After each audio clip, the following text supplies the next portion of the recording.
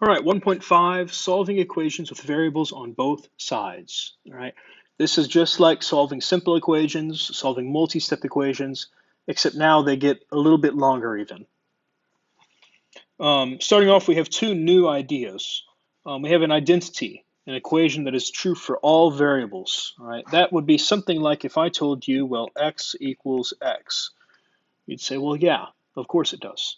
Similarly, we could say like x plus 1 is x plus 1, or 5x is 5x, or just plain old 4 equals 4. Those are all identity. So if you're solving an equation, and in the middle of it, you're like, well, this is the same thing on the left and right side of it, then that's probably an identity, all right? Next up, we have no solution, an equation that is not true for any variable. So this might be something like, I don't know, x plus 1 equals x, right? When is that ever going to be true? And the answer is it won't, ever. 4 equals 5. Another statement that just won't be true, okay? So those two things we need to keep in mind. So it could either be an identity, it could be no solution, or it could be a normal old problem where we get an x equals 5 or an x equals 10, whatever it is. So let's look at number 1 here. Now here there's two different ways we can approach this problem to begin with. And I'm going to do the kind of a tricky way. One way, and the way that we probably normally would do it, is to distribute this 4. But there's one other way that I think is just a little bit easier. What I'm going to do is I'm going to divide by 4. And the reason I'm going to do that is because I look over here and I see the 12. 12 divided by 4 is 3. It gives me a nice answer, right? If that 12 was like a 15 or something, then I'd say, well, 15 divided by 4, that doesn't give me a nice answer. But 12 divided by 4 does. So whenever I cancel out these 4's, and I get 3d minus 1 is 3d. Now we look here and we have 3d minus 1 equals 3d. When would that ever be true? And the answer is it won't. This is something kind of like the x plus 1 example that I got. Oh, excuse me. That's not like that. It's kind of like this one here. The x plus 1 is x. There it is. So this is going to be a no solution. There is nothing you could plug in that would let those be true. Next up, number 2.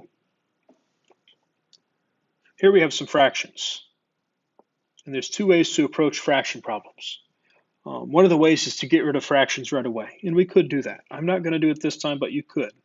We could multiply everything by 4 and get rid of those denominators. Instead, I'm going to, if I can erase, there it is, I'm going to just solve it like this. So I'm going to start off by adding n over 4 to the left side. That cancels those.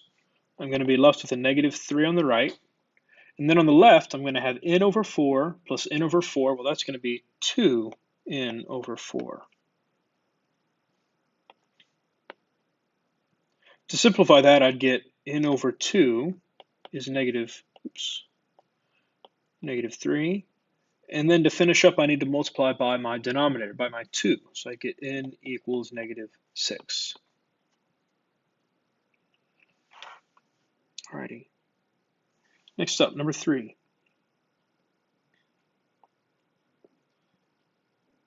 Oops. Uh-oh, what did I do?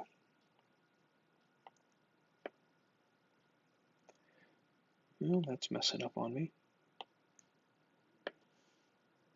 There it goes. Here, I've got that 7 on the right side here that I need to distribute. We could distribute it. That would be a good way to do the problem. You can do that on the homework. But what I'm noticing is that 21 is a multiple of 7. 7, well, that's a multiple of 7. And then we get the other 7.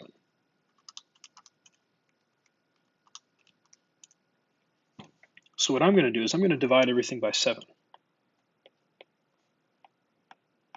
Right? You have to divide each thing individually. 21 divided by 7 is 3. Negative 7 over 7 is just negative w. And then over here I get 3 minus w. Well, look at this. We've got 3 minus w, 3 minus w. This is an identity.